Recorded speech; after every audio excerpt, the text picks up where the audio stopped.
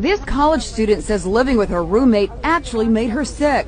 This is beyond ridiculous. Chanel Rowe moved into her dorm at the University of Hartford in Connecticut in August. Her assigned roommate was 18-year-old Brianna Brochu, and they did not get along. I felt like I was unwanted. Pretty soon, Chanel says her throat started to hurt. While I've been here, I've been getting sick. Finally, Chanel had enough and moved out. That's when Brianna posted this shocking admission on Instagram. After 1.5 months of spitting in her coconut oil, putting her toothbrush places where the sun doesn't shine, and so much more, I can finally say goodbye, Jamaican Barbie. Brianna's antics may have given her roommate a bacterial infection in her throat. Chanel's Facebook video has now gone viral. It even got the attention of top TV producer Shonda Rhimes of Scandal fame, who raised this inhumane, ignorant waste of space. The University of Hartford has expelled Brianna, and she was arrested on breach of peace and criminal mischief.